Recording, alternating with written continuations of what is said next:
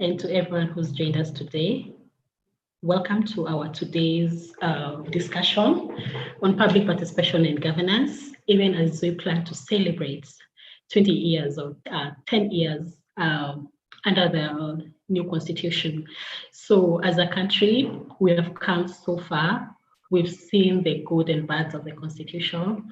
We've seen the progress, we've seen the effort, and of course, we've also seen the strength towards our topic today on public participation. That public participation, it is not a new thing in this country. It has always been there. That we've been practicing it differently, but today we're going to have a deeper discussion just to understand how this processes is actually conducted.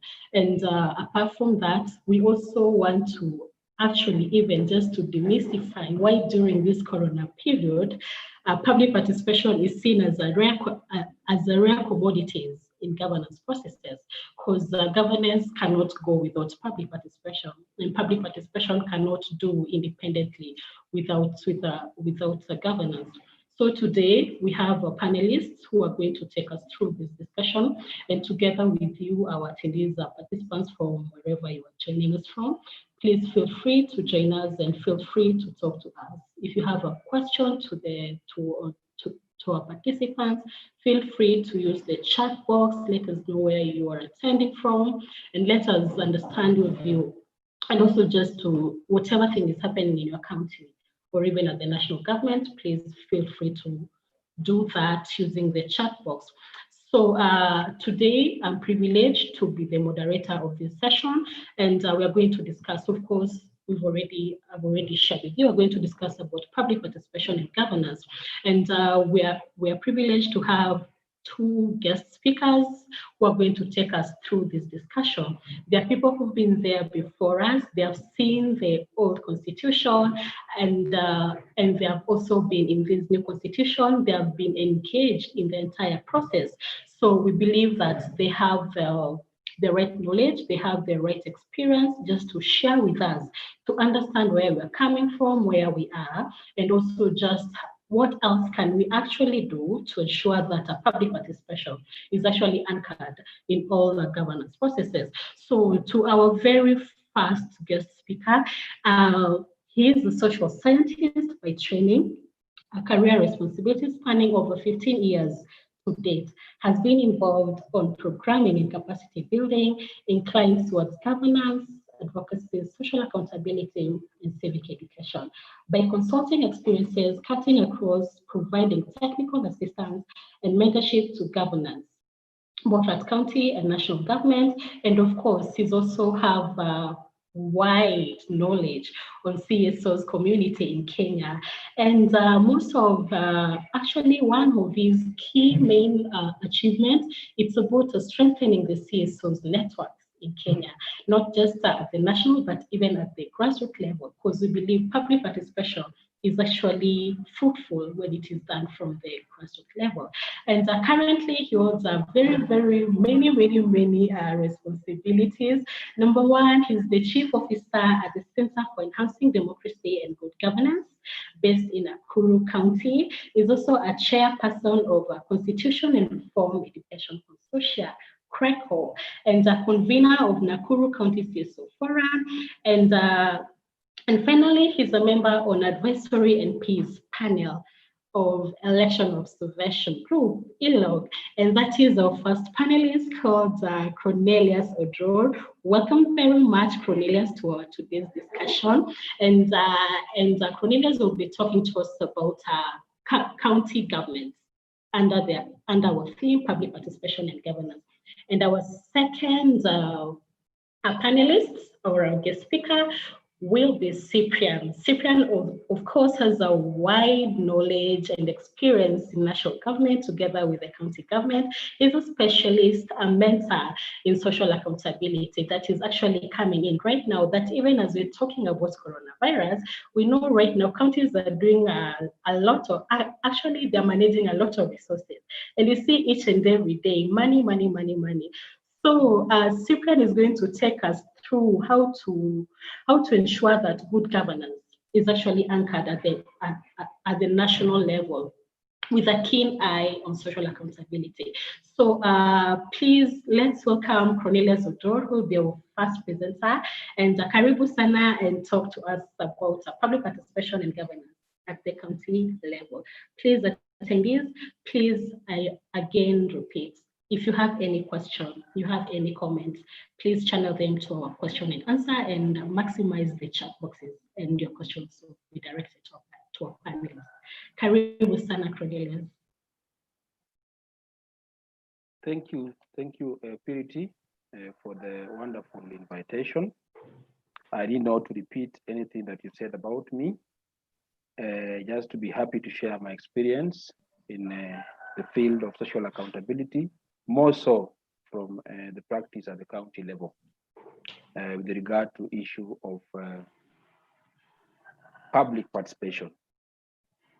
So basically, the whole issue of public participation forms the hallmark upon which we fought for a new constitution in the year 2010. I think by and large, Kenyans wanted a change. And one of the things that they wanted was to expand the democratic space, which will afford them an opportunity to have a say in government decision-making process. So after many years of struggle, finally in the year 2010, we were able to adopt a new constitution to be able to realize the changes that we wanted. But real change will not come if people don't demand for it.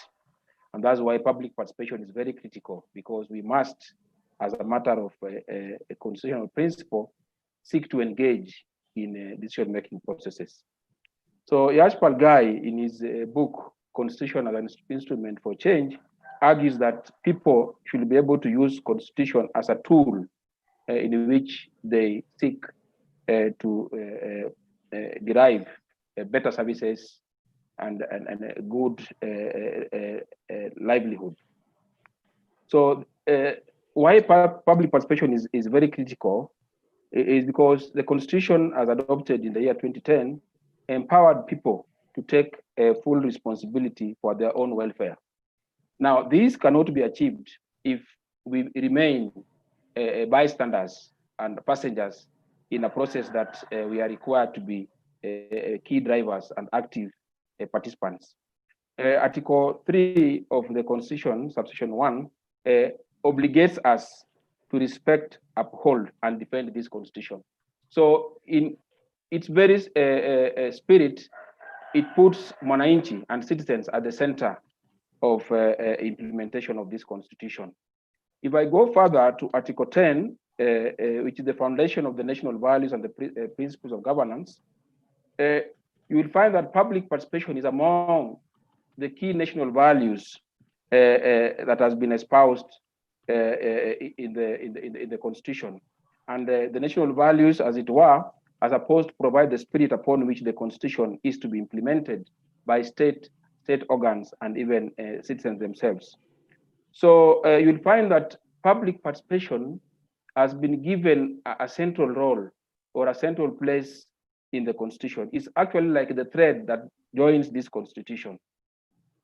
The Constitution further instructs public servants to include citizens in the process of policy making.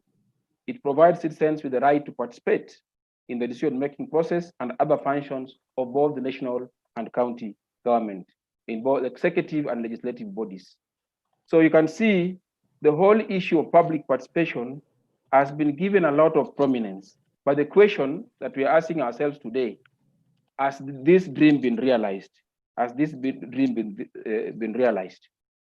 If I go further to my focus area for my presentation with regard to the county government, you will be able to see that Article 174 that talks about the objects of devolution recognizes that devolution must organize itself to promote democratic and accountable exercise of state power and self-governance at lower levels.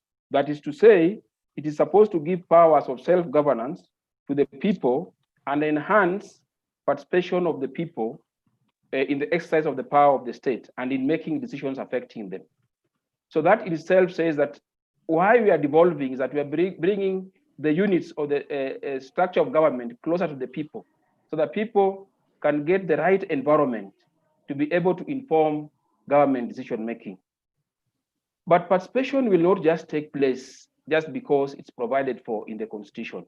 There's an environment that must be created by citizens and government to make participation a reality. And one of the key ingredients of active and effective citizen participation is access to information, which is guaranteed under Article 35 of the Constitution.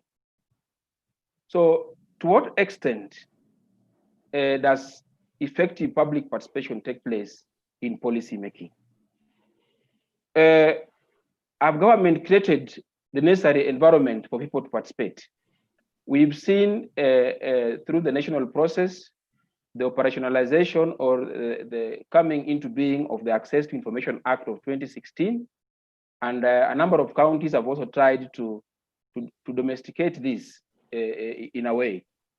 But then we still find that there are still operational challenges still providing hindrance to effective public participation that I'll be able to share shortly. So it doesn't just end with the provision of information. National and county governments must actually consider the views of the people and take them into account. So the question we're asking ourselves is that what is the probability that citizens' views actually informs government and public policy? Because being included in a process, physically attending, does not amount to participation. How participation has been defined is that there must be a fair chance that the views of citizens and stakeholders must find its way in the final decision-making processes. But I might find sound pessimistic, but the reality is that what we are having is not necessarily effective public participation, but it's a manipulation of some sort. It's some kind of public relations exercise where government makes people to believe that they are participating in governance, when in actual fact, their influence on decision-making process is almost zero. This is what we are seeing, especially at the county government level. So the notable platforms that we've seen people invited to participate has been around the public expenditure management framework. I'm talking about the county planning and budgeting process that occasionally or annually we see government announcing through the mainstream media, inviting people to come and give views to inform the county priorities or development priorities at the county level. But you will find that the experience that we've seen with these processes is that usually these notices come out very late.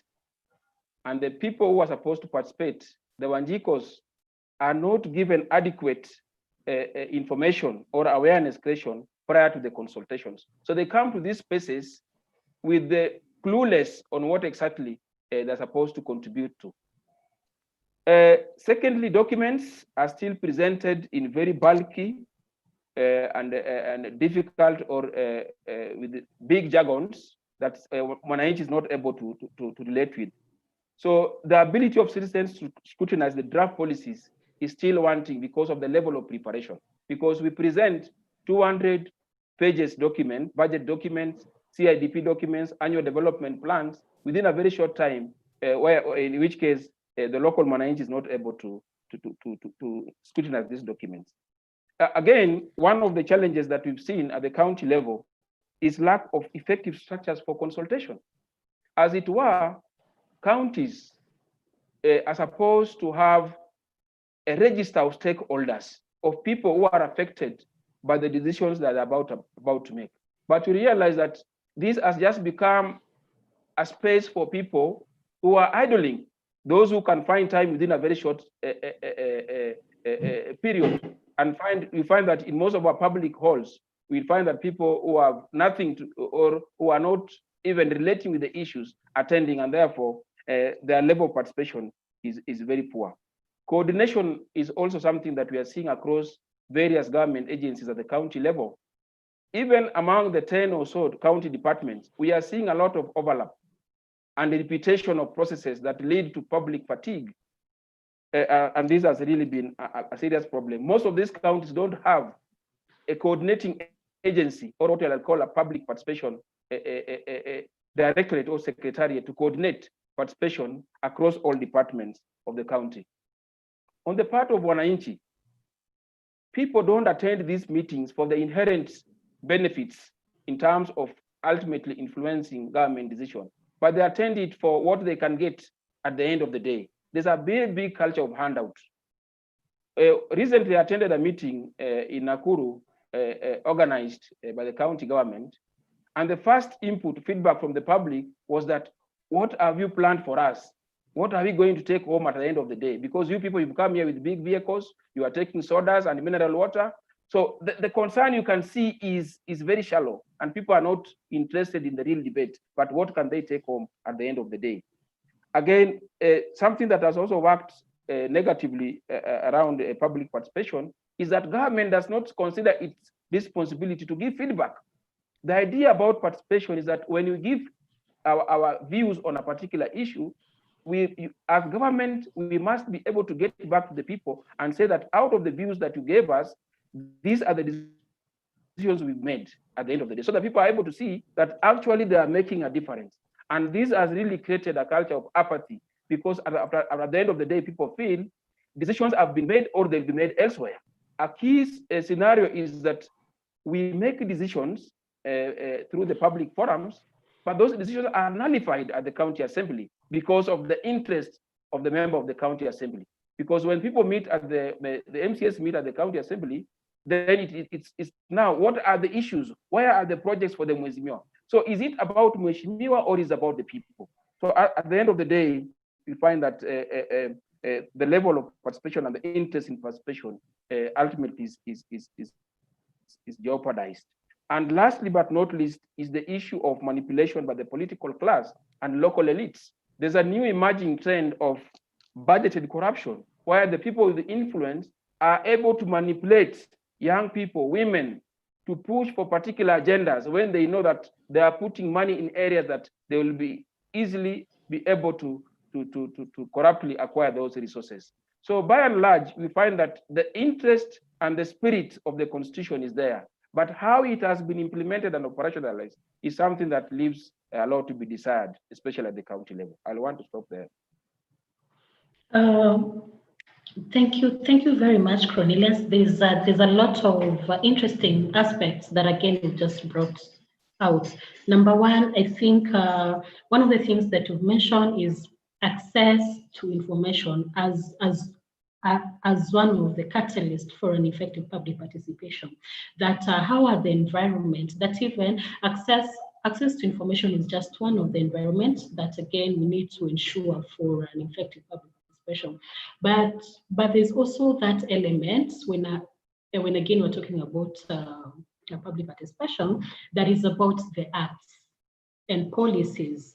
Right now, we do understand, we don't have a framework at the national government concerning public participation. But now, when you're coming to the county government, we have acts already in place. But the acts were already formulated without a policy. What is the challenge that you have an act that is already in place, but now you have an absence of a policy on the same? The problem with having a legislative framework without a responsive or an ideal policy environment is that the people who are entrusted ultimately to implement the act just do it as a legal requirement, but they don't have the philosophical background why they're engaging people. We are dealing with a situation whereby government officials don't believe that there's any value in public participation. If anything, they think that this is a bother, unnecessary bother. And that's why they think that public participation is expensive. They think that they know it better because they are technocrats. But if there is a sound policy environment, then people will be able to see the value of engaging. Because as it were, government exists to serve the people. And the people are the recipients of government services. And if that premise is correct, It therefore requires that government must listen to the person who ultimately is going to be a beneficiary or going to be affected by whatever policy and decisions they make. If that understanding is not there among the policy actors, then public participation then is just done as a legal requirement. Let's just do it so that somebody does not go to court to challenge our processes. Remember the Kiambu case, where public participation was purportedly done through a Twitter. And the courts were able to pronounce themselves that we don't just do it for the sake. We do it for the intrinsic value. There must be, we must be able to do it and ensure that the voice of Wanjiko is actually heard and be seen to be heard in ultimate decision-making process of government. Thank you very much. Any question from our participants? The question and answer box or through the chat, and I will read it to the panelists.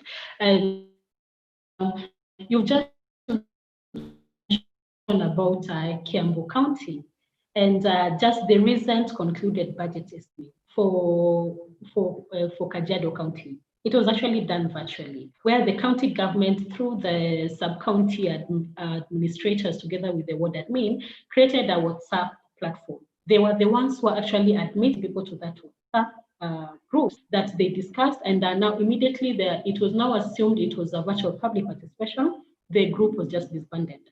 So we don't know if that is one of the strategies to ensure that even as we maintain the Ministry of Health directive on social gathering, there's also a need that, again, you've mentioned, that the physical attendance does not amount to public participation, but it is a mere public, it's just a PR thing. That even we as the citizens and the CSOs, these are the things that we need to communicate to the county government or even the national government to actually conduct this. That even if it is virtual, there are those environments that I need to ensure and to ensure that everyone is actually included. And another thing that again we just mentioned, it's about the public participation feedback, that it is important for the institution that is conducting the activity to come back to the city. And from this discussion, 1 to 3 projects were actually considered, and what were considered, it's important for the citizens to understand why, because if that is not done, then again it creates a platform that again it just brought it out, the budgeted corruption. So even as we think about the budgeted corruption, please, if you have a question on county governments, public participation in governance, feel free to type it there. So Cornelius, as we go to our next speaker, please, when we come back, we are going to discuss about the budgeted corruption and how best can we engage ourselves to ensure that we try to minimize or just to bring out those missing, the gray areas, to ensure that the public resources are actually adequately used. Thank you very much. So Cyprian, Karibu Sana, and I think now you're going to pick up from the county government, because at the end of the day, county government pick policies from the national government and that if something goes wrong at the national government concerning a policy, if it is told, it is going to affect the county government. So take it over. Thank you very much, Purity. Very interesting. I think Cornelius has done justice to the topic. He has helped us to really ground the discussion. And I really thank him for starting us off in a very able manner. He made 3 points that I thought I should build on even as I move to the next level. First, he said that the national government is responsible for creating the policy framework. And on this, the national government has taken its time. It is not in a hurry to create the policy framework. I do not understand why it has taken very long, but I can suspect, and my suspicion is as good as yours, because they know that public participation is the revolution of the Constitution of Kenya 2010. If public participation takes off, then governance in this country is going to be transformed. The DNA of the state, of the Kenyan state, will change forever. So Cornelius, that's my suspicion. I don't know what you think about it, but I think it is because they know that if public participation takes off in this country, the DNA of the state and governance in general will change forever and for good, for the good of the country. The second point that I want to build on from Cornelius's very detailed opening statement is that on the side of the public, there is no capacity as required for purposes of engaging the national government. It is actually worse at the national government. We are not doing well at the county level, but things are really bad at the national government level. You have to remember that the county governments are handling a very small percentage of our national budget and our national revenue. The lion and the elephant of the resources, policy making, budgeting, employment, and a lot of decisions are actually done at the national government level. But the level of public participation at the national government level is actually minuscule. It is very, very limited. And the public does not even know how to engage the national government. There's a rough idea now in terms of how to engage the county governments, but at the national level, the public has further been desensitized and removed from how to engage the national government. I want to make a small comment there, Purity, which is that there is a new there's a new tendency, a new practice in town called the presidential executive orders, which nobody knows where to challenge them. Nobody knows where they came from. Nobody knows whether they are constitutional or they are not.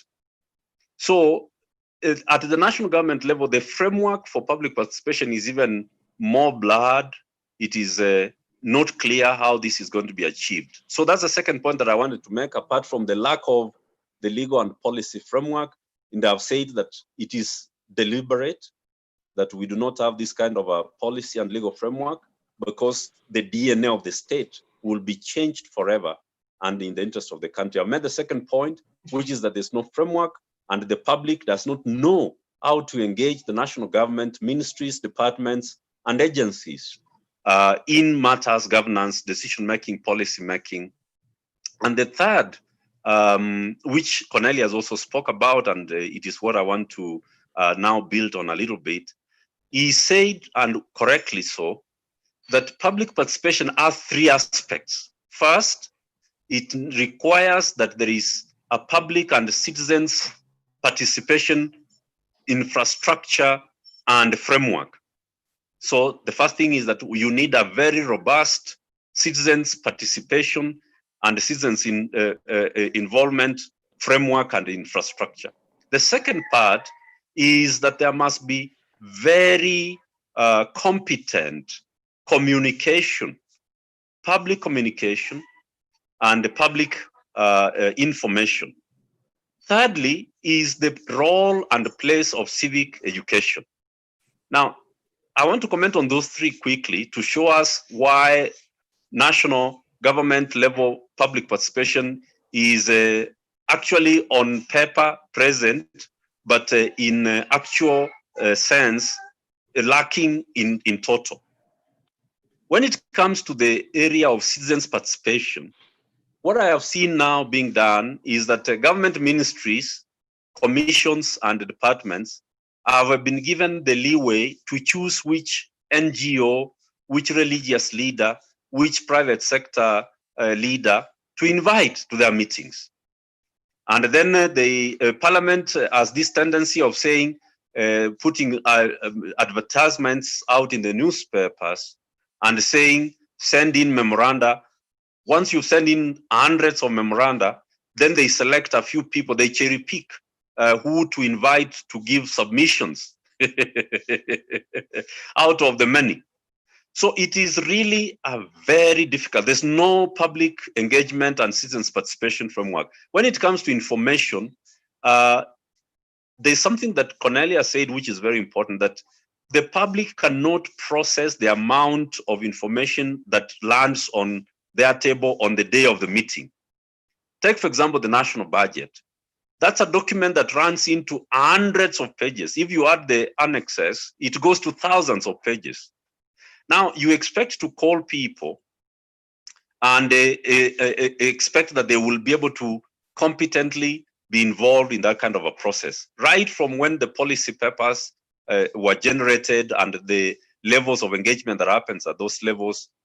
There's what the national government calls the sectoral and the thematic working groups. I have participated in several of those thematic working groups where they lump together several departments and agencies, and they say, now this is the participation framework.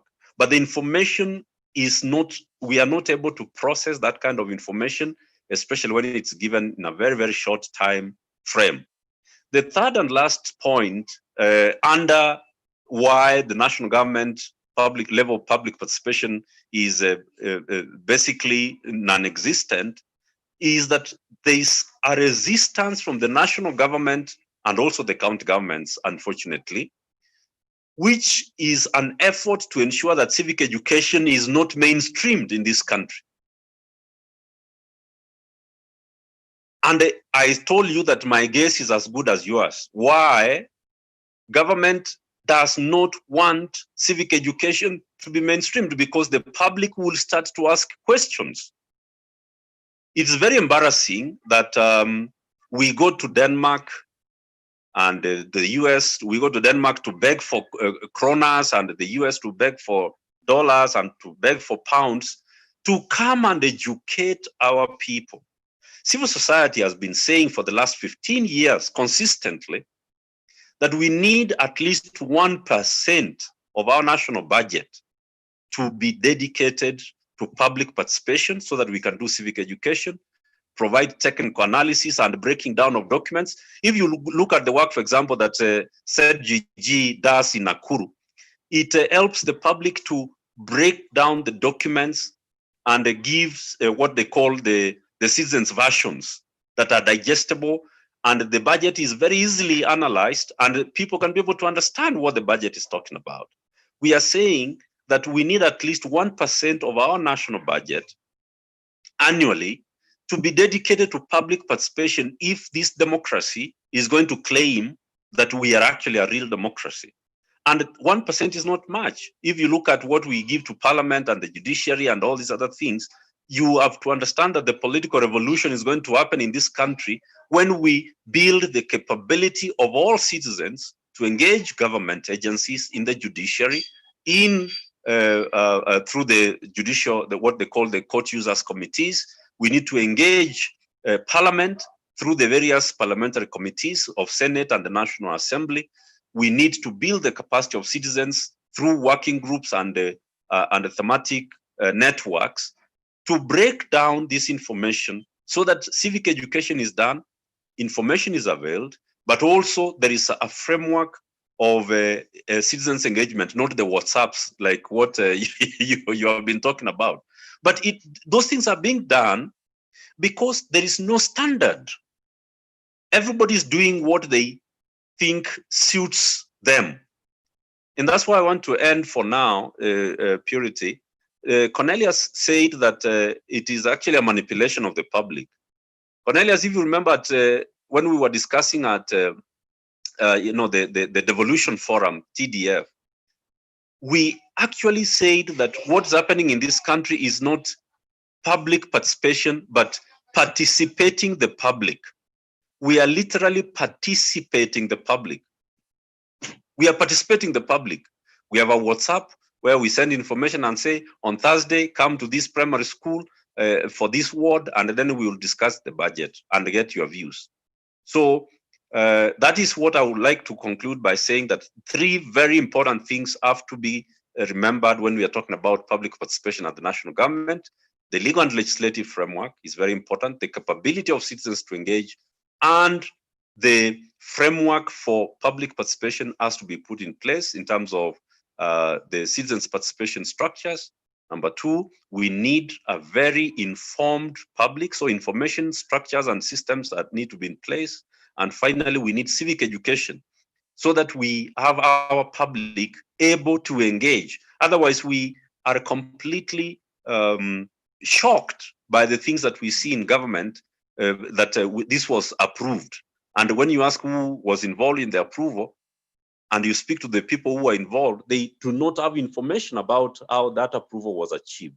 So those are the three things that are critical at the national level. And it is because of the ill motive of government and the bureaucrats. They do not want the public to participate, because that is what is going to transform the DNA of the state in this country. And they don't want that.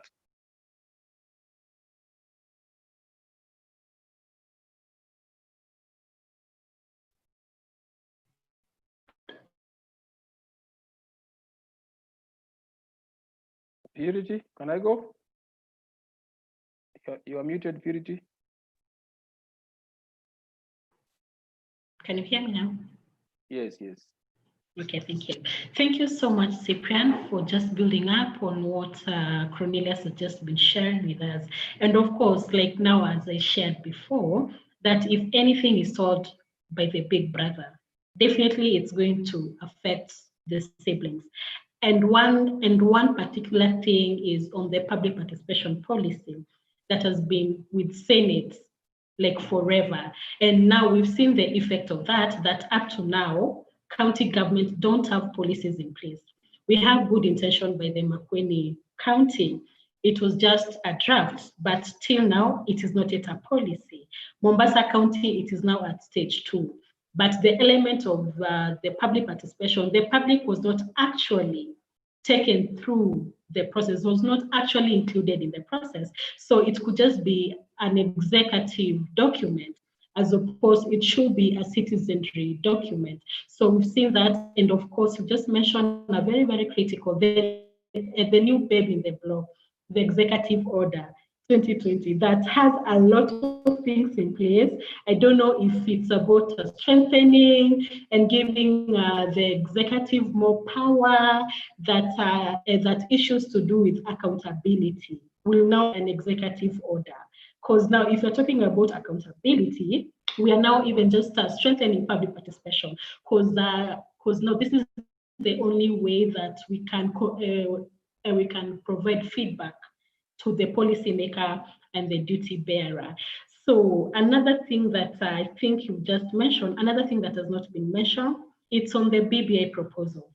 And I was looking at agenda number 4 on the divisive elections, that even as we are talking about public participation and governance, the national government, there is this proposal that this done at the national government on reform the electoral, independent elections and boundaries commission. And one of those was the political parties to have a role in the recruitment of commissioners of IBC before next election in 2022.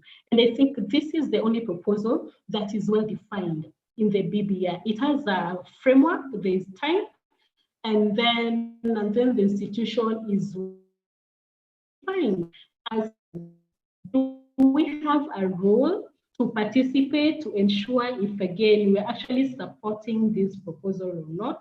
And another agenda was agenda number 5, inclusivity, that is also anchored under Article 10 on national values. The proposal was Office of the Public Participation Rapporteur to actually be established. And one key role of that office, so it will be to register lobbying group.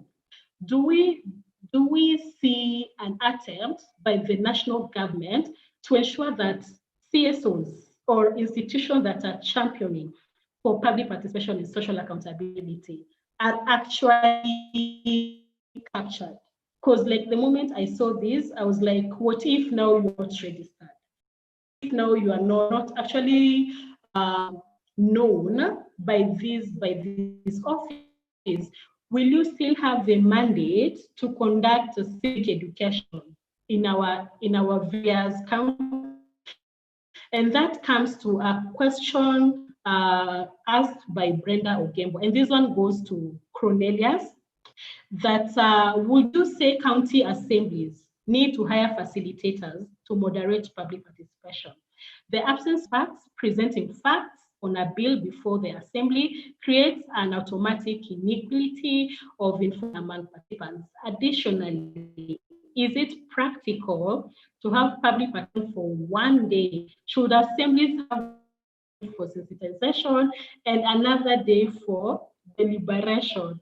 What is your take on that, Cornelius?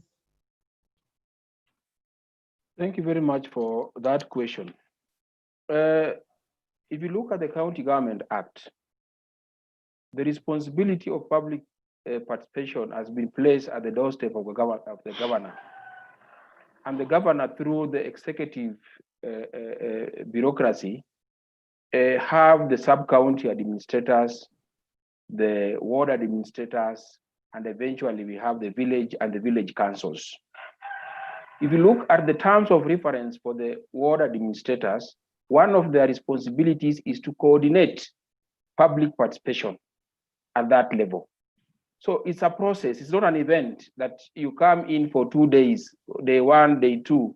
It must be a continuous process whereby through the facilitation of the ward administrator, there is a process of continuous engagement that begins with awareness creation, what Cyprian talks about, civic education, relaying communication on government policy intentions so that people are able to interact with this information in good time. So that eventually when we are engaging with other agencies like the assembly, when they are considering the policy proposals from the executive, the public is already aware of the implication of some of these issues, and they are able to bring in their experience to bear in those processes by way of giving feedback, memorandums, or petitions. But what we see is that these structures have not been empowered or facilitated. If anything, we see the administrators are only doing errands. They are only errand boys and errand girls to inform people when the governor is coming around to inspect 1 or 2 projects around. But they don't have offices that can facilitate proper public participation. It was anticipated in the Constitution and the County Government Act that the decentralized units will facilitate public participation. They were to act as information centers. But today you walk into a ward administrator's office in any of these counties, some of them don't have offices. They don't even have the basic of government information in some of these offices. They'll refer you to the MCA.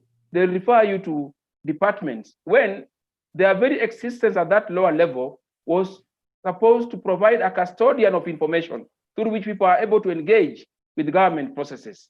So it has been made to fail for obvious reasons, because as was indicated by Cyprian, is that public participation is the game changer. It's what is going to facilitate a real democratic governance process in this country. So I believe that if there's proper coordination among the various agencies at the county level, the county assembly should not struggle to engage an extra hand, but using the office, the decentralized offices of the county executive, this should be made possible. Thank you. Thank you. Thank you, thank you, thank you very much. And you've brought in the aspect of the County Government Act that has placed public participation mandate to the office of the governor. So is it so like we can say, is it a constitution, or are we really practicing constitutionalism of ensuring that the policies and laws that are provided are fully implemented effectively, not just a PR event? So that's very much in order. And also you brought out the element of the same structure in terms of public engagement. Most of them don't even have facilities. And I can give an example. In Mombasa, we have 30 ward administrators, but majority of them, 8 years later, they don't have offices. So even just ensuring that they facilitate access to information, it is still a challenge. So then there's also another question to you, Cornelius. Why is public participation popular with county governments and not national governments?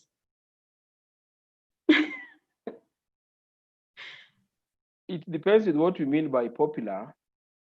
Maybe county governments have mastered the art of manipulation better than the national government. They purport to do public participation, while in real sense, what we see them do is a PR exercise. If I can share with you an experience about the county budget process, where you find a group of county government officials forming a delegation to go and conduct a public participation forum.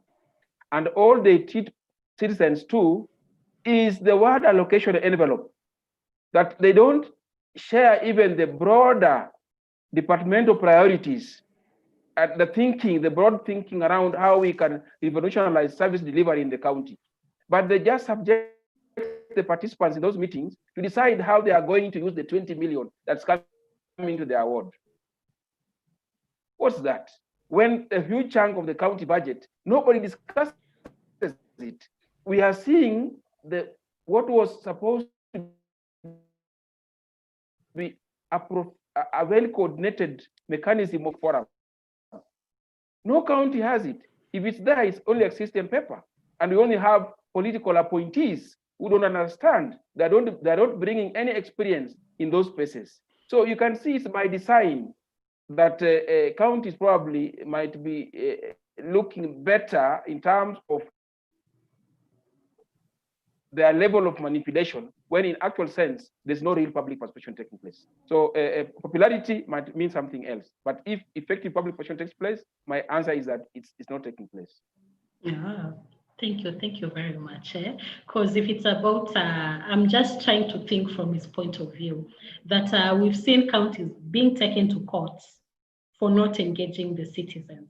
But there's no time we've ever seen national government, either committee, being petitioned, because during the formulation of that policy or a bill, the public was not engaged. And that is why I think even the place of media in this country, they tell us more of county issues, but now coming to the national government, it is never mentioned. Then maybe just a last question to you, Cornelius, as we go to Purity, this one is already answered. Purity, I wanted to intervene on that one before we go to the last question. Hello? Okay. Yeah. Hello, yes. Go on. I think Cornelius has gotten it, and you've summarized it very well. You know, the devolved governments, county governments are the new kid on the block, and everybody wants to test how they, to have a test of how they feel. But the second reason, which is more fundamental, is because people do not even know what the national government is, where to get it, and how to engage it. This is what I was saying earlier, that the national government is so unwieldy until you do not even know when it is parliament that you need to engage, when it's the executive that you need to engage, when is the various bodies, like what we are dealing with the CRA. I'll give you two examples in terms of where public participation has been the reason why certain decisions were revoked. In 2011, myself and several other civil society colleagues went to court when President Mwai Kibaki appointed Visram, if you remember, as the Chief Justice. So we wake up one morning and there's an announcement that Justice Visram has been appointed the Chief Justice of the Republic of Kenya. And we said, how does he know that we now have a new constitution? You cannot just come to the public with a name of a Chief Justice. We must follow the process. So we went to court, and the court said the public participation was not considered. And so the process of getting a new Chief Justice was restarted. And that's how Dr. Willie Mutunga actually ended up becoming the Chief Justice. He was not in the picture. The second example is how we went to court to stop the appointment of county commissioners without public participation and without a framework. And we succeeded again. If you remember, for 8 months, the county commissioners were put on hold until the government published what is now called the National Government Coordination Act. It was not there. And we asked, where are these offices that you have appointed people unto? So there are many examples, and Omtata, of course, is one of the leading lights in terms of going to court to say that public participation was not practiced, was not observed in appointments, in decrees and public policy pronouncements.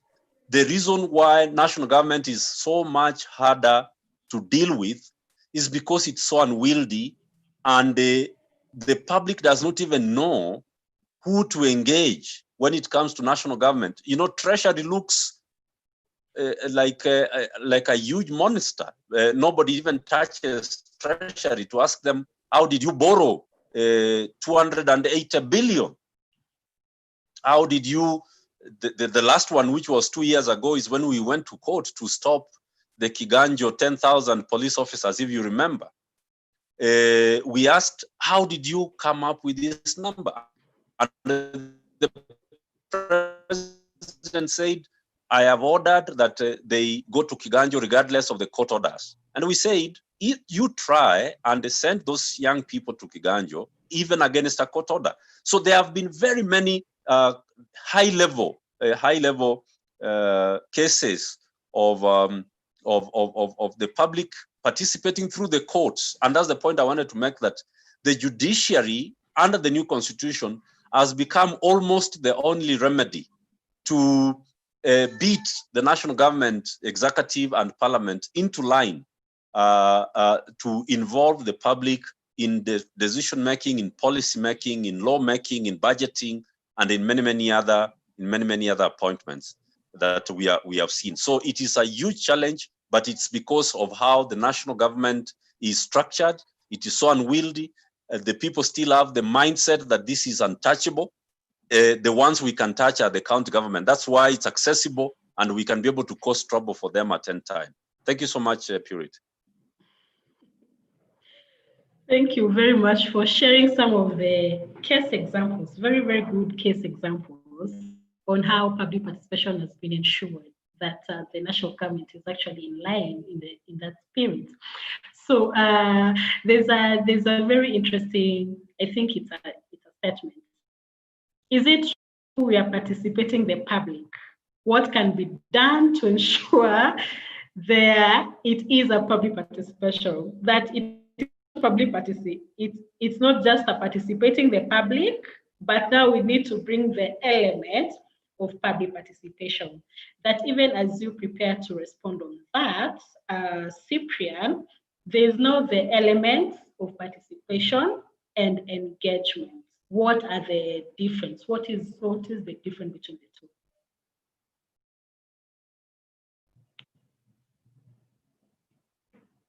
I will only be summarizing what Cornelius did in his first presentation. He actually said the 5 things that have to be done if we are going to be effective and to actually deliver public participation and not to participate and manipulate the public. And so I'll just take those 5 quickly as Cornelius listed them with my addition.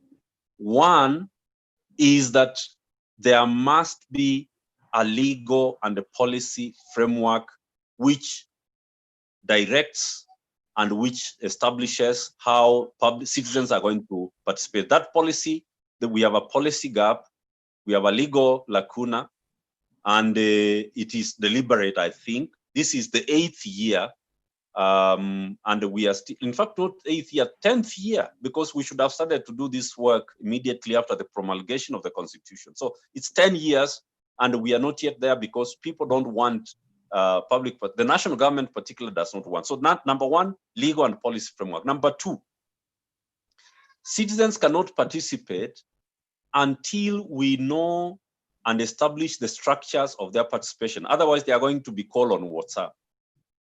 So structure is important. Forums are important. We need to know when these forums meet. They need to be facilitated so that we know when the forums meet to engage the government. Number three, Cornelius told us, you cannot arrive with huge documents and expect people to make meaningful input.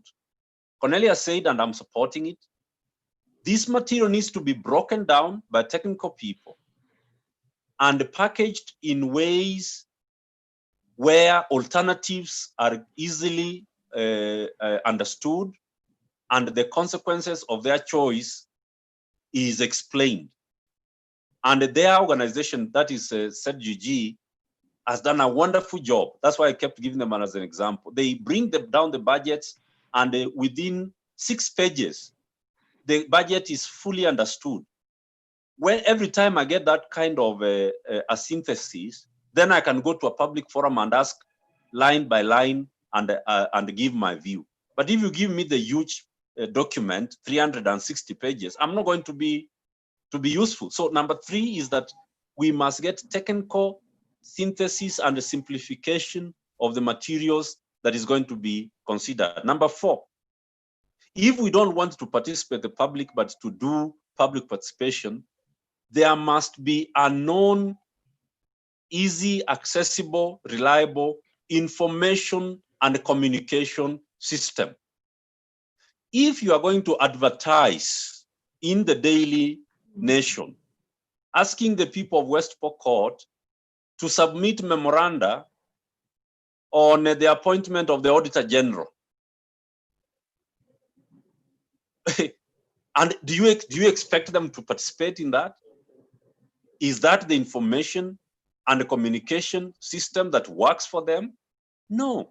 So what is this that they require for them to be informed and to be communicated with in an effective manner? Number five, I don't know whether that's 4 or 5. I guess number 5, civic education. Right. There's no civic education going on in this country. We in civil society, through RAIA, through CRECO, and our organizations have made an attempt. But we are reaching a very small section of the country. When this BBI document, for example, came by, everybody in the country was rejecting or accepting the BBI depending on where their political leader was. That's not civic education. I kept hearing people saying, read the BBI report for yourself. And I was saying, where is it? Where is the BBI report for people to read for themselves? And those few, I was engaged with some bishops, the Anglican bishops, there are 40 of them. I'm just giving an example why civic education is important. So I engaged with the 40 Anglican bishops at their retreat, and I was facilitating them. That is the first time somebody had taken them through the document. And it's when they understood that the issues that are in that report are not just about the referendum. For example, the appointment of public participation rapporteurs, which is in the BBI report, they had never heard about anything like that. So civic education is the 5th very important component if we are going to succeed. So those 5 are important, and they cost money. And that's why we have been saying at least 1% of our national budget should go into civic education, not just voter education. No. Voter education is a small, very small, minute component of civic education. We need to facilitate civic education, communication, in participation infrastructure, the policy. That is why 1% needs to go to public participation in this country if we are going to turn the corner and move away from facilitating the public, participating the public to public participation. One question that I want to leave with my brother Cornelius is this. I've been pondering, and I thought I should just raise it with you, even as our viewers and the other honorable colleagues, come on board. Does this country not need a public participation commission, which then will coordinate the various civic education providers? This thing cannot be done by IEBC, as it is sometimes claimed. It cannot be done by the Ministry of Devolution, because it touches on Parliament, on the judiciary, it touches on everything, and it is, my view, should replace what the Commission on the Implementation of the Constitution was. We need that kind of an organ, which then gives life to the Constitution. That is our purity. We will be able to move away from constitutions without constitutionalism, which is the reality today. We have a constitution, but there's no constitutionalism.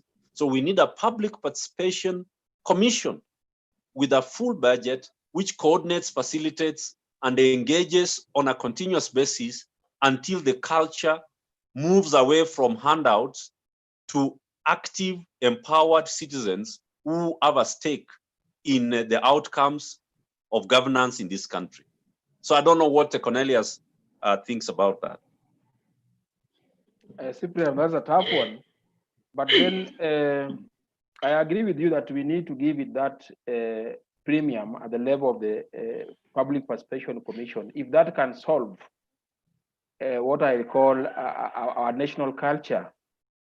Because I don't want to sound as if we are just blaming government, but partly to blame is our culture as a nation. The way we identify with the state is a problem, because we've so much seen ourselves as belonging to ethnic groups, and how we relate now with the state is something that really sometimes even distort the very essence of public participation. Because people are coming to participate with the wrong motive. People can participate even to defend the corrupt because they come from their own communities. Yes. So unless we deal with that skewed identity and orientation, how we relate with the state, people see the state as something that is there to be muzzled, where we go and rob public resources in the name of our communities. So I think civic education, as it were, is still very important, so that we can deal with the national character, so that people can see that we are not participating for all the wrong reasons. We are participating for the national good. And that brings the debate that we're even having in the third basis of dividing the revenue among the 47 counties. So it can't be that as a senator, you go to Senate to defend what is only good for your county because you are gaining. You must look at the broader national aspirations so that the participation is well balanced. And I can't agree with the Cyprian more than this, because we need a commission or whatever we call it so that we can have standards for public participation. Because it doesn't matter.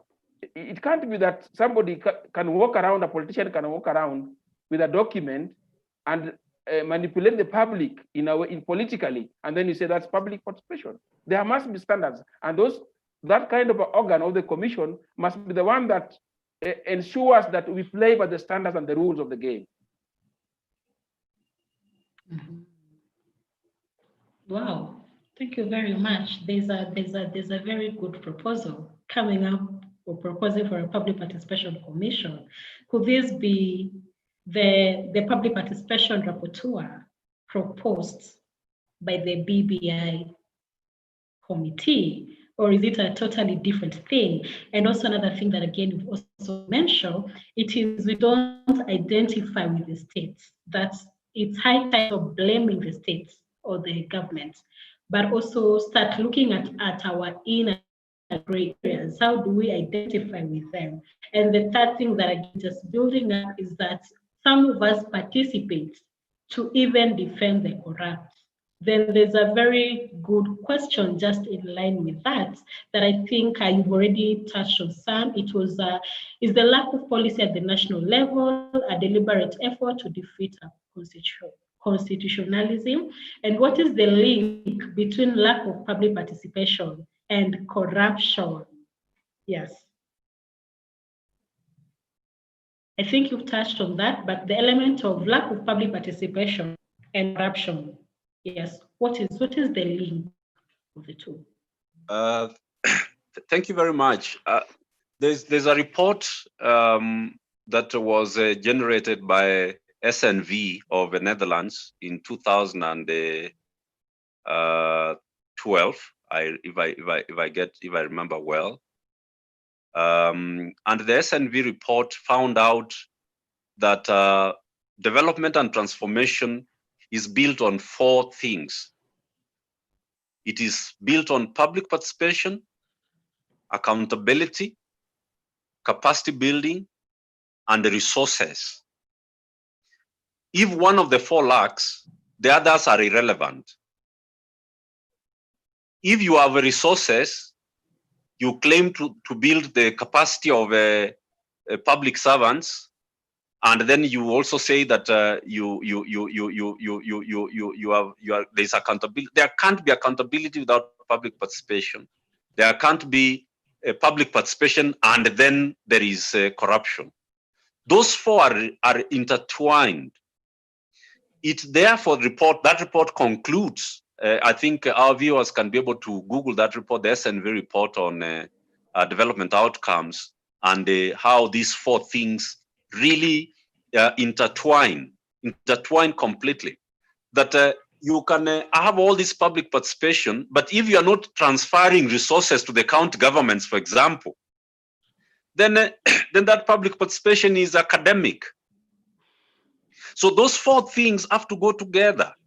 Development happens when there's public participation, yes. When there's accountability for resources, yes. When there is technical and other capacities, yes.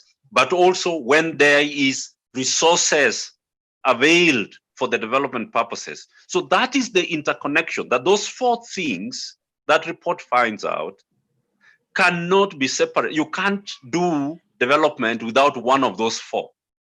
For example, there is an official in this country who has been quoted that corruption will not deter development in his government. I can't even wrap it around my head. I don't understand what that means, that you can do development with corruption. It's unthinkable. So those 4 are inseparable.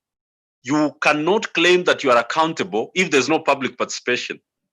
Then why are you not allowing for public participation if you are accountable?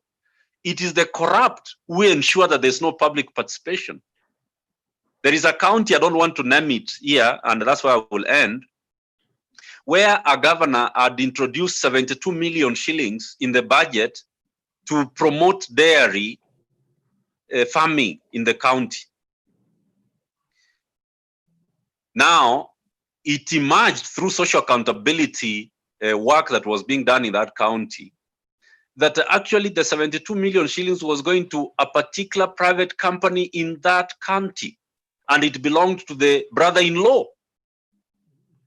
The brother-in-law. How can you develop a country with corruption? And how can you defeat corruption without public participation?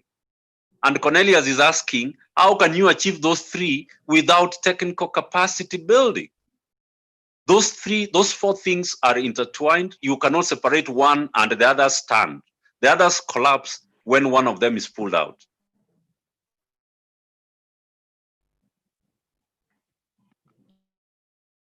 Cornelius, do you have something to add on that before we go to, yes, please go ahead. I just want to add some weight on the issue of corruption and public participation. It is true that in an environment where majority of the people are not participating or are not involved in decision-making processes, there is bound to be high levels of corruption. And let me look at it this way. Sometimes we found that the financial auditors or the National Audit Office has given a clean bill of health in majority of the public procurement processes and ventures at the county level. But we've come to realize that that audit itself does not speak about the value for money index. How comes that we have so many structured littered that does not translate into service delivery?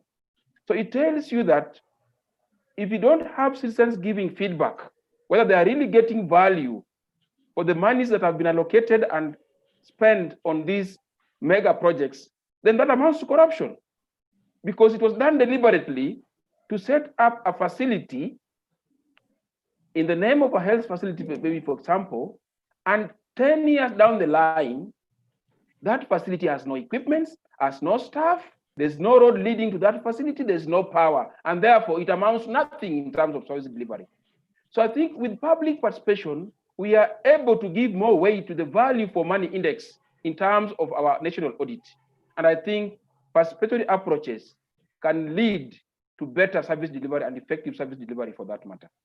So I think we need to expand the scope of people who are able to ask the right questions at the right time if you are to deal with the drag on corruption. Mm-hmm. Yeah, the right people to ask the right question. And that brings in the element of ensuring that county and national governments, that in the assumption that the Public Participation Commission is in place, these are some of the structures or some of the operation that the commission will be doing to ensure that people have the right knowledge concerning what is supposed to be discussed, that people know what to engage in and how to engage, so that you have the right people asking the right question. And if we do that, we'll be talking about the, but Cyprian, I know you've been in this industry, in this sector for over 23 years, and you've been championing for cohesion of the citizens. But there's this element about resource, how it actually affects the relationship between the national government and the county government, that of course we understand 25%, 85% is what remains with the national government, which is a very, very big percentage. Then the 15% county government are actually even, it cannot even be accounted to like even 80%. Yet, the level of government has been blaming the county government for misuse of funds. That we're so keen in looking at the little percentage, but the bigger percentage we're never ever bothered. What are the politics of public participation between these level of government? Just as yesterday, as the senators were discussing about the third generation fund, it was mentioned on Citizen that Honorable Governor of Murang'a County, Mwangi Wairia, said that if the formula will be adopted, he is going to take his back from Nairobi. The same way, how will Nairobi County benefit from Murang'a? That now when Murang'a takes out the water from the county, how are we going to survive? That even when Kajiado County thinks of taking its water from Makueni County and Machakos County, but now our big brother is watching because of the discussion at the national level. How is the politics of public participation between these two levels of government?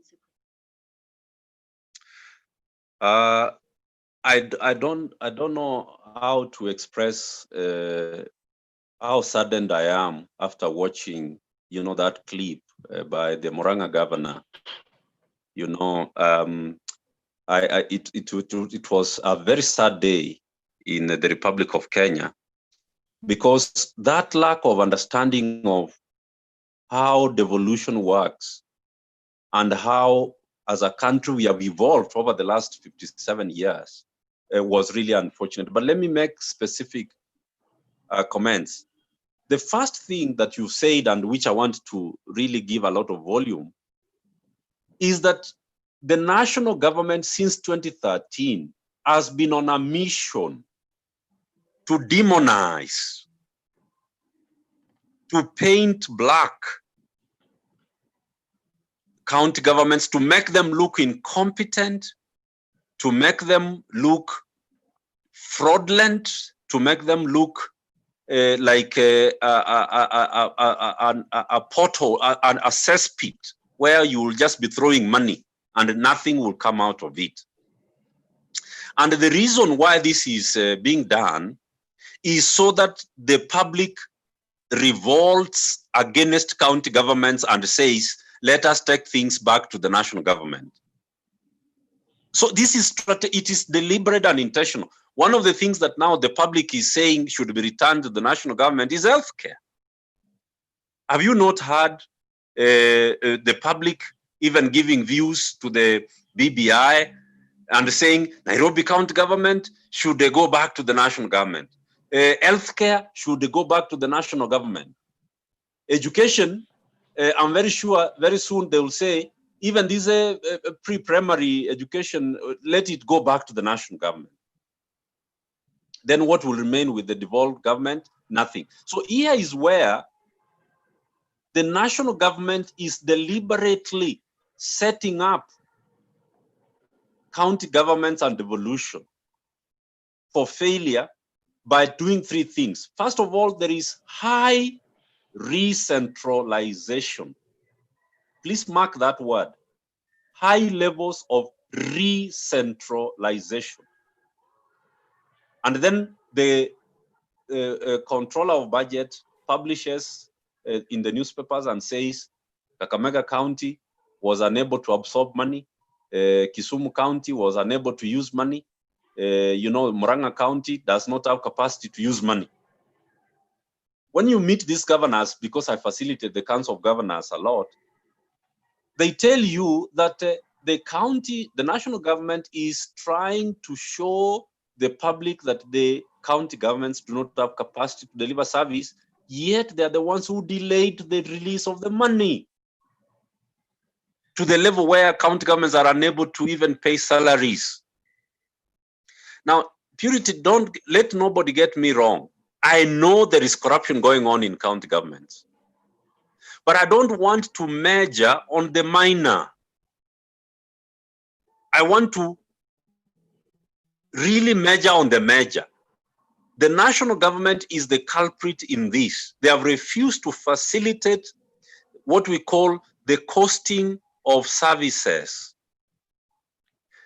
There are committees. There was even the Transition Authority and so on and so forth. There is now a committee. All these things are being done in a way that we do not come to the exact costing of delivery of services, because national government is going to be called out. So that is my response, that the national government has a deliberate agenda to ensure that devolution is demonized. In fact, there is it was Anne Waigoro's office. I don't want to take you into too much detail. It was Anne Waigoro's office where she hired some consultants, I don't want to name them, who started saying that we have devolved corruption. We have devolved corruption. And it stuck. So Kenyans out here say that, we have devolved corruption without asking the 2.7 trillion which remains in the national government. Where is it? How is it being used? How come there is money to be stolen at the Ministry of Health, yet healthcare has been fully devolved? Why is the ministry holding a lot of money, which is being stolen to buy mabati containers that are rotting somewhere in Mombasa? Why is this money not available, as Cornelius was asking? Why is it not available for service delivery? So yes, the national government is on a mission, and I want this to be heard clearly by all Kenyans, that the national government is on a mission to kill devolution. But how is it going to do it? By inciting the public. By inciting the public. They make the county governments to fail, then they incite the public to rise against county governments. So that we have to fix this problem once and for all, so that national government releases money in good time, so that the budget that goes to county governments is increased, and so that we can reduce the money that is available to be stolen in Nairobi. That is what we have to do, and this is a war. It's not going to be given to us. It is the public, not county governments. It's the citizens of Kenya who have to come together in a movement of Tekeleza Katiba. We have to, using the Tekeleza Katiba movement, we have to rise up, all of us Kenyans, and say we want the resources to go to the county governments where service delivery is happening. There is no service that is delivered at the national government level. Which level is that? Every service in this country is delivered at the point of service level. And which services are these that are called national government services, which cannot be able to be tracked to government? So let money be devolved, and let money follow functions. Let functions be costed, and let money go there. Then let us hold the county governments accountable. But we cannot keep demonizing devolved governments when we have not given them money, when we have delayed the little that we promise and undertake to give. This is what is killing devolution. And let me tell you, if devolution collapses, the whole of this constitutional experience, so-called COK 2010, is hogwash if devolution does not work. Yeah, if devolution don't work. Thank you so much, Cyprian. There's a comment that I think you've already mentioned, that we need to use the Tekeleza Katiba initiative to ensure that constitutionalism is actually practiced as a virtue or as a norm. Because there's someone who said that we need to build movements and not log from. That is from Chris Owala. So we've already had a proposal going forward that we need to create a movement and to tell national governments, stop killing devolution. Then there's also another statement from Chris Owala. Both national and county governments are not pro-people. Cyprian counties are also committing murder. And it's just say that. I am not saying that there's no corruption in counties. There's a lot of corruption in counties, but same too. But even in the national government, it's even higher because they're controlling a lot of resources. Then there's a very long statement, a very good statement from Dr. Mshai Mungola. Is in the challenge that we have not invested in the development of a national culture, as discussed yesterday, where the people feel their priorities, agenda, and vision is actually at the center of policy, political, and legislative decision in this country. I struggle with the position of making it about character, because that seems to make the victim responsible for their situation. I think we need to ask why people make the choices that they do, given that when people have seen that they are truly at the center of the process, think the making of constitutional processes, they show up. But should we really blame Wananchi for refusing to be rubber stamped to processes that they really have not fully participated in, given that the speakers have demonstrated that the process as currently constituted really are just that, as Cyprian has just said, why participate in academic process that has no tangible results? Yes, and I think Dr. Mushai is talking about, you've mentioned about the environment. I think this one came from Cornelius, the environment for public participation. How do we facilitate effective and meaningful public participation? That we have the right people asking the right question and access to information. Do we really have these materials for discussion, mapema? Is it really even, in a popular version? Are we just using jargons? We see millions. Do I really understand the value of millions? So what is the culture and behavior of a person that at some point will think it's because of their behavior, or it's because of their culture, it's because of their character that has really facilitated you to engage yourself in these corrupt dealings? Is it really true that the culture, our practices and beliefs can actually influence us to engage ourselves in some bad behavior? Cornelius. I think that issue is at the core of why, to some extent, public participation initiatives have failed. I think this is because of our history. We just came together because of some process of colonization, and people still identify with their ethnic communities, for lack of a better word. So as we come to the public, in terms of state operations, people still feel that it's about engagement, is about what I can get ultimately as a person or as a community. And this is a culture that has actually even destroyed public participation at the county level. For counties that have different ethnic groups, sometimes you see the fight is just that local competition, that we must have this facility here.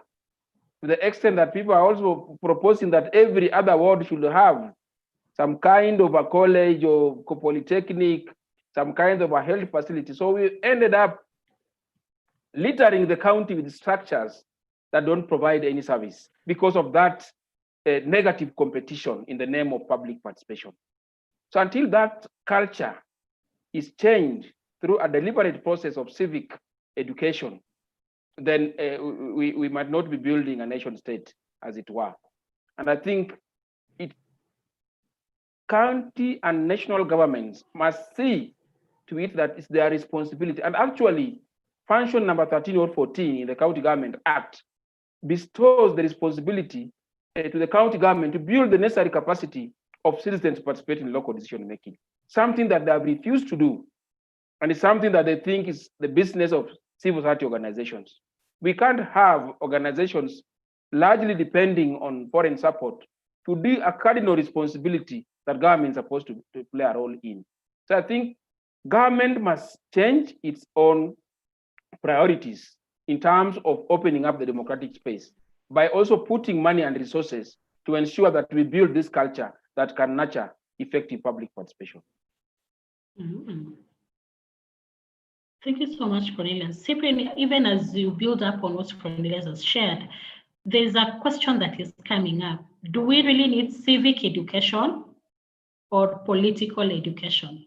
That even as we do that, should we sanitize counties?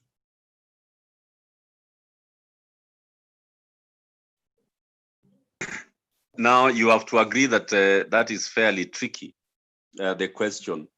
And I find myself trapped in this conversation all the time.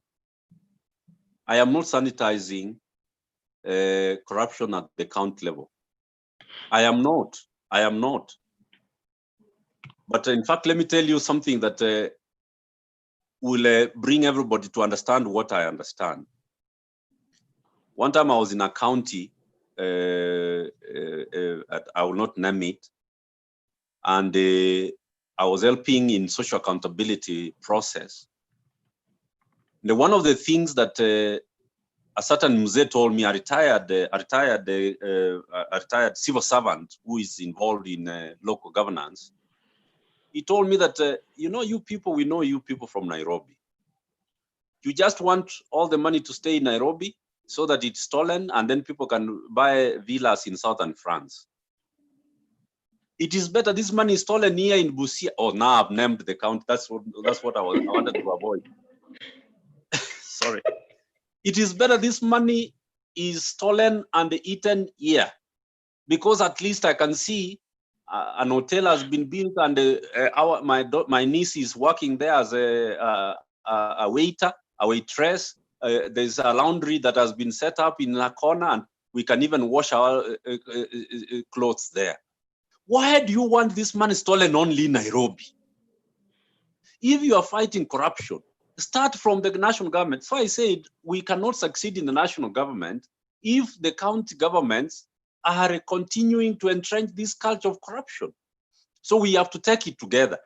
The point I'm making is that we have an entrenched culture of corruption. And Cornelius has already spoken to it, and Dr. Moshai. The reason is our relationship with the state Is very alien. So Professor Nyang' Nyong'o, when he was teaching us at the University of Nairobi, told us that Africans look at the state like an antelope that is going to be hunted from the forest and eaten. So when you steal from government, it's like you've gone to the forest and you've come back with meat. So it culturally, as Moshe is saying, you are actually glorified. You become a warrior. You become a good man. And if you don't steal, people tell you, wewe ulikuwa kwa serikali and you haukuchukua kitu yoyote. You are not fit for leadership. So it's deep. But we cannot now use all our resources to focus on 10% of the budget when 90% or more, because there is even borrowed money that is stolen. Yeah. Look at Anglo-leasing. No, not Anglo-leasing, Eurobond. The Auditor General Uko told us that 145 billion shillings never reached Central Bank of Kenya. So it was stolen out there already. So we must be very focused. And that's half of the money that goes to the counties. 145 billion was stolen. That's half of what goes to the counties. So we have to be clear so that we do not focus on county governments too much and forget where the real problem is coming from, and to forget that the national agencies that are supposed to fight corruption like EACC, the DCI, are also national government agencies. Why have they not arrested these governors and jailed them? Because of politics. So the national government is actually the one that is letting the people of Kenya down, and that's why the culture is being reinforced. We therefore are not sanitizing corruption at the county level, as Chris Owala was saying, but we are saying we can choose whether we are going to focus all our energies at the county level and finish all our ink and paper there, or actually ask the questions to the right institutions like EACC, like DCI. Why are you not dealing with corruption at the county level, the Auditor General? And at that same time, focus on the national government ministries, like the ministry that has refused to give us the policies that we need to entrench civic education and public participation. So we cannot focus on the county governments without understanding that the national government is the one which is cultivating a climate and an environment where corruption at the county level is allowed, so that the public is distracted not to focus on the national government. You have to understand that the national government is allowing corruption to go on at the county level, so that the people focus on those ones and never remember to ask about the national government and how it is actually squandering, pillaging, stealing resources in a big way, We cannot be distracted, and we cannot move our eyes from the proper focus, which is the national government. Thank you. Thank you very much. So I'm looking at one of from YouTube. There's a concern raised that from Stenin Jorogen. Why emphasize on a countrywide civic education exercise? The proposed continuous voter registration process has never been put into place, despite births being recorded day in, out. So why there's a concern that we're just focusing on civic education, and yet they already required continuous voter education. It has never been put in place. But again, there's also another question here, even as we try to wind up and see our time is almost near. Time has really gone fast. How can a government have trust with CSOs to engage with the citizen in governance as we move forward? How can we engage with the duty bearers, policy makers and duty bearers as CSOs on governance processes? Cornelius, you want to go first? Okay. You asked a number of issues, but I'll probably deal with the last one. on the question of the social standing of civil society organizations in the face of government and other state actors. I think it's government that has made civil society in their own mind to look bad, so they see us as evil society. They question why we get our source of funding to do the kind of things, when it's true that the very government also benefits from support from development partners. So as civil society, I know we have a challenge on our part to organize ourselves better, so that we are not just seen as people who are busy with endless processes that do not translate into better service delivery for Wanjiko. And that's why you see organizations already at the county level are modeling with the idea of coming together as civil society networks, so that we are able to synergize and engage with the government at the point of policy discussions. So I think it's for civil society, and of course, given the right environment, because we've been pursuing the implementation of the Public Benefits Organization Act. Up to now, government has not given in to give this progressive legislation a space, so that civil society can thrive better, in a way that if there are issues of legitimacy, then we can stand on our own, because this piece of legislation also contemplates mechanisms through which civil society can mobilize resources internally or within our own cycles. So I think the question of trust is one that can be dealt with from a perception point of view. I think it's deliberate for government to paint us bad because we ask the right questions, the questions that they don't want to hear. And we do this with courage because we understand our rights and responsibility as individuals and also as corporate entities that are fighting for rights and civic space in this country. So I think it's a perception question, but that is not to say that there are no bad elements within the sector, which as civil society leaders, we must work both at national and the county level to ensure that this sector operates with very, very high standards that we want to gauge government. Thank you. And thank you very much, Cornelius. And to you, Mr. Cyprian, there's one thing that is needed that we forward from Agan Odero Agan. And it says, Bonanyamwamu, from your presentation, you seem to zero in on the motive of executive and bureaucrats as the overall barrier to true public participation in Kenyan governance processes. Tell us, in your view, how the citizenry should face these two barriers holders to either streamline them if we are to forge ahead as people exercising their own sovereignty in their affairs. That moving forward, how can we tackle these two barriers?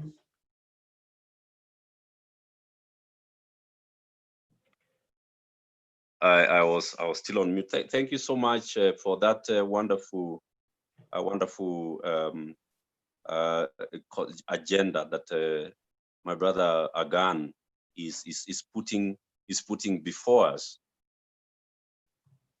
I would want to use a tried and tested example of what we have done before to show that even going forward, we are not going to wait on government to change its behavior and become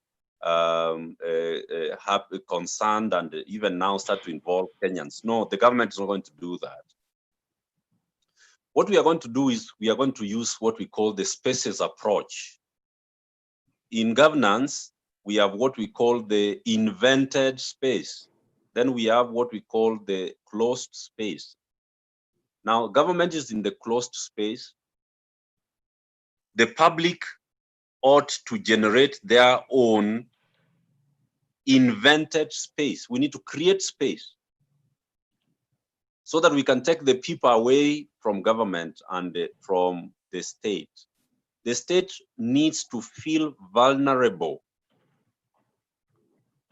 that the people are not believing in them anymore. That's the only time the third space is created. It's called the negotiated or the middle ground space, the invited space.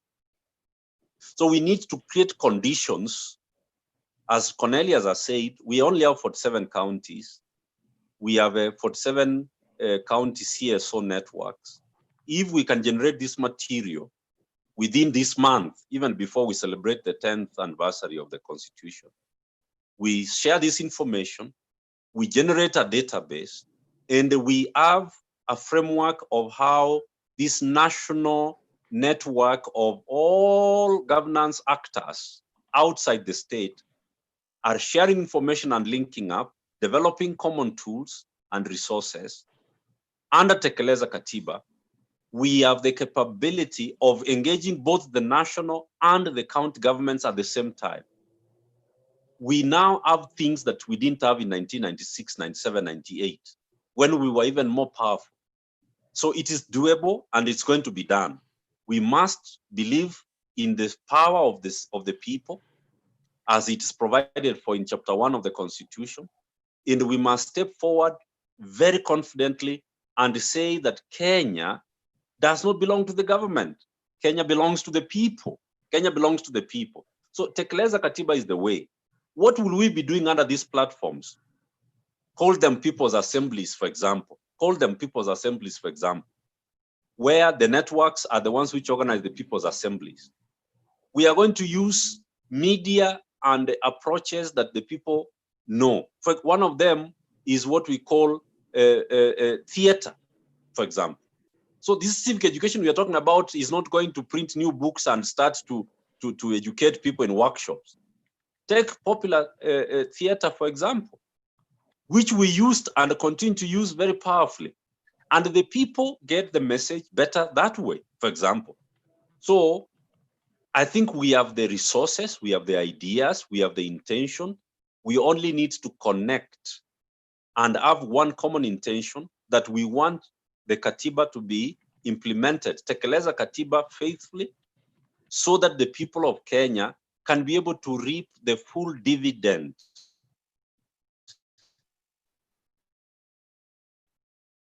of their struggle, benefit fully from our efforts, from our investments.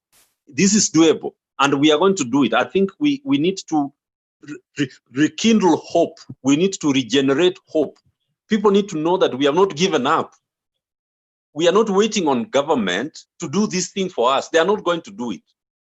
It is us who are going to rise up, and we are doing that.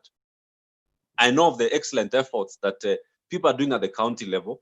We need to now connect this to a national movement of Tekeleza Katiba, where we say, if you do not do these things, then we are going to respond and we are going to take action. It is the only way to assert our sovereignty as the people of Kenya.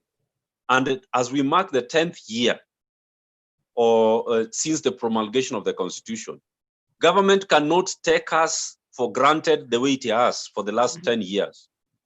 We now must use this month, in my view, we must use this month to tell county governments and let the national government know that we cannot allow anybody who goes against the national values as they are provided for in Article 10 of the Constitution, and that anybody who is going to act contrary to Chapter 6 of the Constitution, anybody who is going to violate Chapter 4 on the Bill of Rights, there are going to be immediate consequences. And the consequences will be dire and they will be severe. If government knows that the people have turned the corner, you will see better behavior and you will see better people coming to government offices to actually help Tekeleza the Katiba and its spirit, not just the letter, but also its spirit. That is my response, Purity.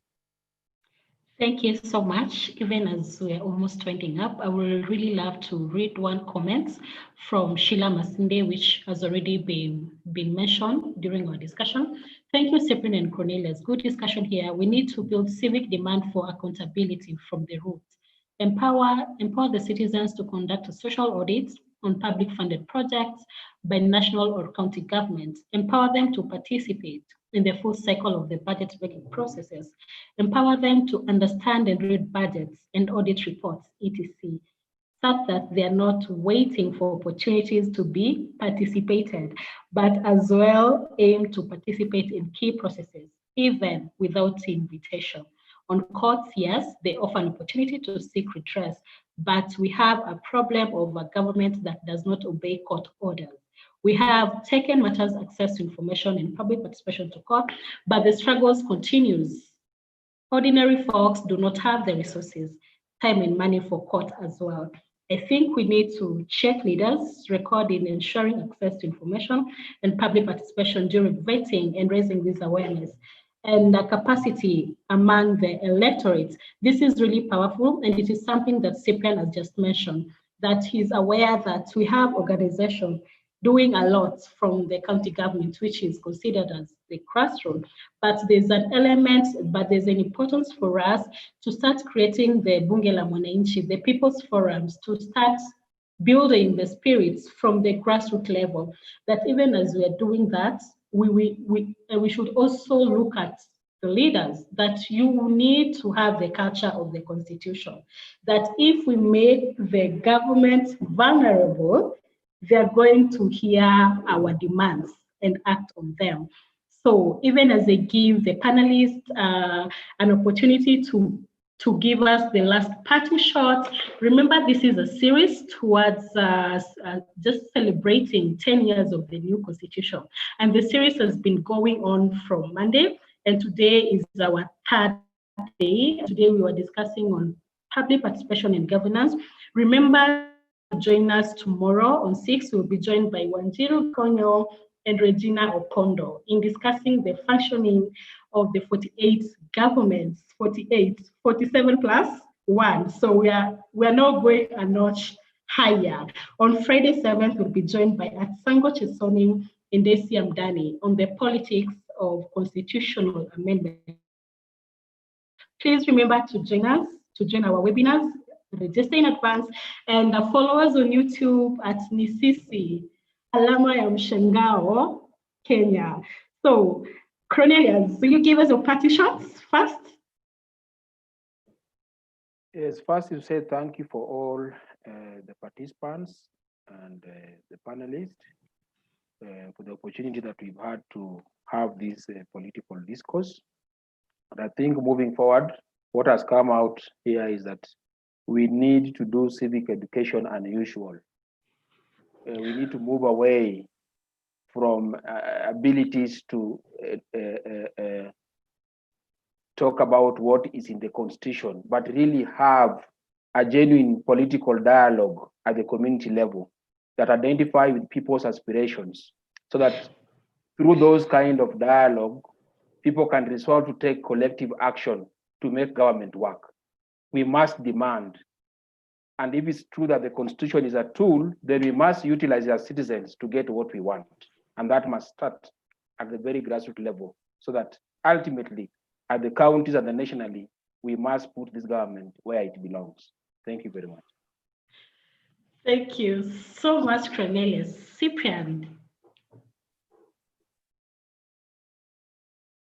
My concluding remarks when I said that time has come for the people of Kenya to take back their country. We have been saying this for the last 4 years, I think, and we have been building towards it. I feel that that time has come. We need to take over this country and deconstruct the state and give ourselves a new DNA as a state and a society. Because there is need to understand that there is the state and the society. Society, if it tolerates certain things, the state will quickly build on that and reinforce it. And Cornelius has given us very many examples. So that's one of the things that I really want to conclude with, that we need to become active, engaged, and empowered citizens of this country who take matters into our own hands and ensure that the faithful implementation of the Constitution is now realized, because the Constitution has not been implemented faithfully at all. And that's why the people of Kenya are becoming poorer under the new Constitution. Human rights violations are going on under the new Constitution, and the institutions that were created under the new Constitution are still rogue. The police, parliament, and practically all of them, except for the judiciary, which you can say something positive about. So we have a crisis. We actually have a crisis. This crisis can only be dealt with when the citizens take over for the first time and really tell government that you are our servants. This is how we want this Constitution implemented. If you cannot meet this standard, please go.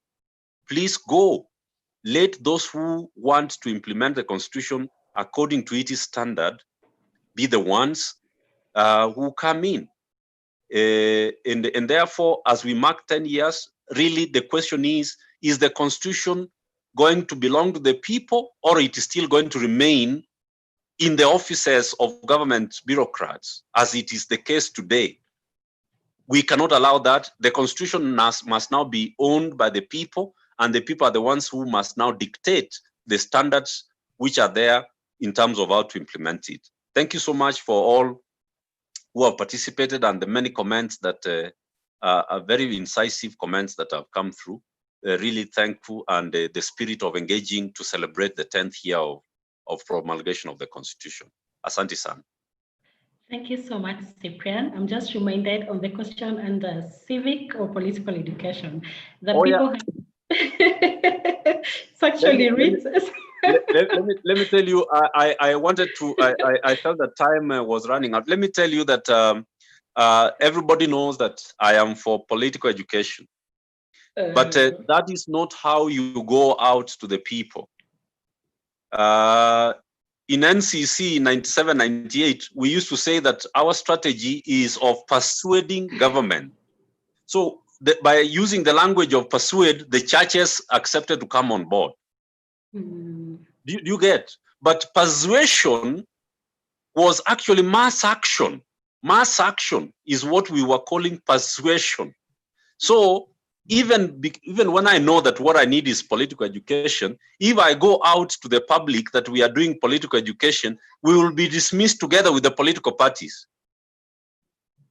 So we must go to the public knowing that we need to be with them before we can do the political education. We must go to them with civic education, but as Cornelius has said, do it differently. Do it differently so that it achieves the political revolution of cultural and also the cultural revolution that we need in this country. It will be dangerous tactically to go out in the name of we have come for political education. The private sector will ask you, and the small business owners will ask you, so now you've come for political education, what is in it for us in the political education? So we have to be wiser and go with civic education, but do it differently, where we have everybody being comfortable to be involved in the process. Asante sana. Thank you very much. And I think from my end, I've picked 5 amazing way forward. Number one, that we need to do civic education unusual. That we need to now start thinking on public participation commission. There's also importance for us to start identifying ourselves with the states. Then let's have alternative spaces for engagement. And the very last one, we need to link all governance CSOs together and have a common agenda on Tekeleza Katiba. That even as we do this, even as we are celebrating 10 years, we are also celebrating the International Youth Day. And our agenda for this year is Youth for Global Action. And for global action, we need to start it from home. That even as we continue sharing the spirit, the culture, and the aspiration of the fuller realization of the Constitution, that we also need to bring in the next generation. That even as we're talking about the 3rd generation and 4th generation of the revenue sharing, we also need to bring out the next generation of Cornelius and Cyprian, that even as we exit this space, we will not have a vacuum. We are going to have the right people who will be articulating the right issues. So thank you very much to all our attendees. Thank you for sparing time and joining us. Remember, this is a series, and tomorrow, same time, we will be discussing on the functions of the 48 governments. Thank you very much. I was the moderator, Purity. Thank you, good evening, and God bless you. Bye.